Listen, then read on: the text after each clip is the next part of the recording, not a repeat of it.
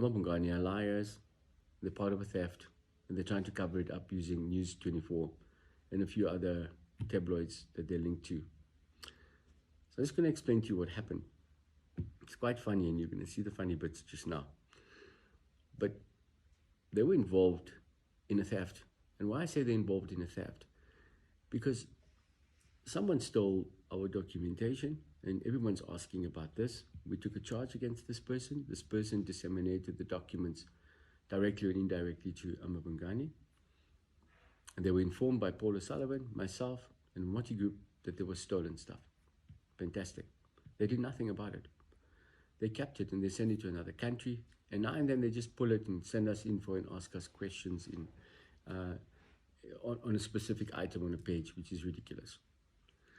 And they write to you guys. It's amazing. They write. It's a Thursday afternoon or a Monday. They write. They say, "Hi, from Amabhungane. These are your questions. 10 questions. We need it by 12 o'clock tomorrow." Jesus, I must just stop doing exactly what I'm doing. Stop running a business. Stop not worried about anything else. And I must focus on this. But I'm not in the business of not cooperating. I always answer. I've never gagged anyone. Neither has Moti Group ever under my control gagged any institution from writing something, etc. We just took it with the punches as we went along.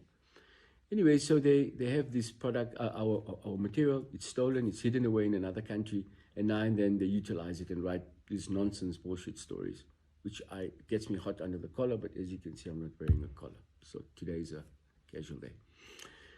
Anyway, so what went on is Amabhungane initially, when they wrote to us, we wrote and said, listen, you're in possession of stolen stuff. And they had this attorney, amazing guy, I can't bloody remember his name. He's from one of these big firms. It was something like hot chocolate, it was Milo.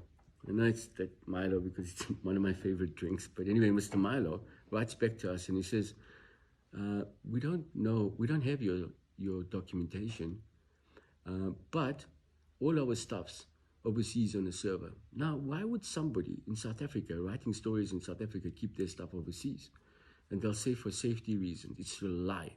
They have stolen stuff, they keep it overseas so you can't catch them with it. So they avoid us going with a Anton Pillar. That's what they were talking about. Anton Pillar is where you go and seize your stolen items or documents from someone.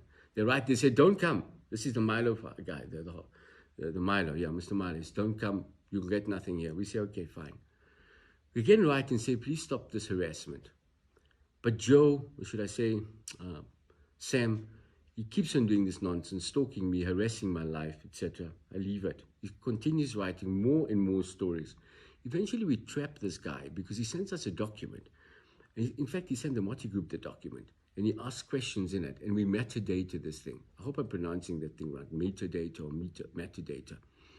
And we find that document was on our system and part of the stolen documents. Now we have some proof. And here's when I wrote to them, I said, it's akin to you leaving your business card at a bank robbery. I think I wrote something like that on my behalf. Anyway, we say to them, but this document actually belongs to us. So now we've caught you red-handed. You have the documents. In fact, another attorney comes along and in another representation by Sam and his cronies, they argue that I want to arrest them, which was lies. I've never applied for the arrest of any journalist, and I won't do that, please God. But he goes and creates this whole lie with the NPA.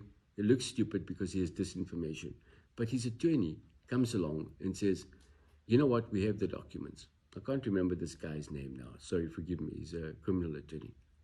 Nonetheless, as Moti Group brings this application to court on Thursday, it's done ex parte because it's done on an urgent basis because they're fearful of what the outcome would be. If they were given knowledge, they could destroy the information, get rid of it, pretend that they don't have it again, all of that nonsense. In any event, they get the order. This is win number one. They get the order. And there's a competent judge there. A competent judge listens to their legal representation and gets the competent order. They served the order on Thursday night. Obviously, hair starts standing at Amabhungane because they got an order. And what do they want? What does the order say? It says, give back the Moti files, as they call it, in 48 hours. And you're not allowed to print any more rubbish around this, particularly with regard to the stolen documents. So they're in a quandary. 8 o'clock in the morning on Friday, Mr. Milo, he sends a mail. He says, it's not enough time, 48 hours. I think their team goes back and says about 1 o'clock in the afternoon. No problem. You can have 72 hours. I mean, how difficult can it be to download a couple of files? Even if it's 4,000 documents, you download it, it's in a folder, you give it back. I'm sure they'll keep a copy, being dishonest fellows. But in any event, we say, give our documents back so we know what we're talking about. They come back and they say, 72 hours is still not enough. This is late afternoon now. And we say, okay, you know what? Take 30 days. It's fine. 30 days. Maybe they need to send it by boat. I don't know, from overseas. Maybe they're sending it by foot. I don't know. But we say, take your full 30 days. 9 o'clock at night, they get an application, Moti Group. 9 p.m. on a Friday that says, come to court on a Saturday at 9:30. No one's dying. No kids under threat. No persons under threat. There's no serious terms and there's no serious circumstances that require to have such an urgent representation in front of a judge. Abuse of the system, abuse of the law. But now they're saying, you know what, if we don't give it in 48 hours, what will effectively happen is we'll be in breach of a court order. But we've given them 30 days. Anyway, but we didn't want them to have our stuff, so we said we give you 30 days, but you must please make sure that you give it to an independent attorney. I'm sorry I'm boring you with the details, but it's important for you to understand, because they go on and slant the story and make it look like they won something. They won nothing. Saturday morning comes, 9:30, in front of a judge. The guys do the representations, Moti Groups. I watched it. I was online. All the media was there. All the cronies of, what do they call it, of the Amabhungane. And Ajahn Bason was there. I'm sure he had better things to do on a Saturday. Thanks for your time, Ajahn. Anyway, so we go through the process and we find that they ask for the following in the application. They say, we want a punitive order against Moti Group. And number two, more importantly, apart from the punitive order for costs, what we want is the entire order to be cancelled.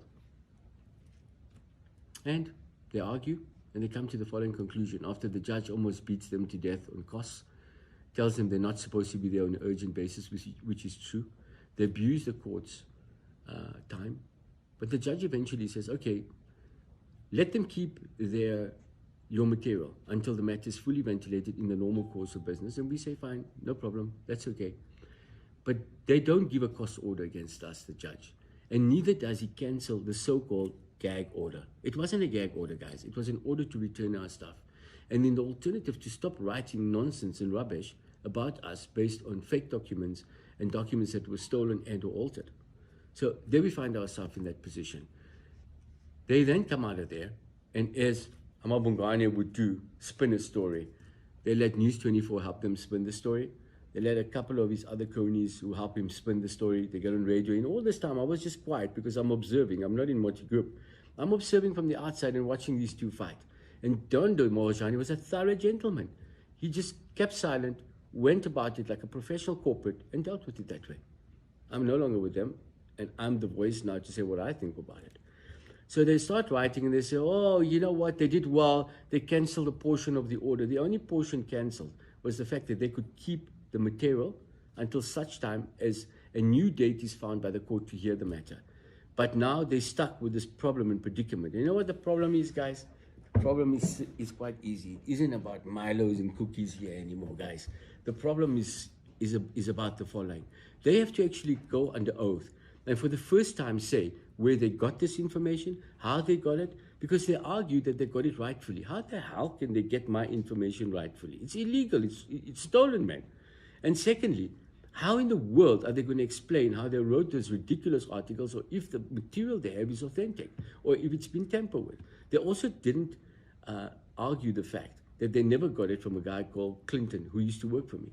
So this particular guy, Clinton, worked for me, and they know they've been involved one way or the other in getting the information, but they never deny that they got it from him. They also never deny that they know that it's stolen stuff or that they shouldn't have it.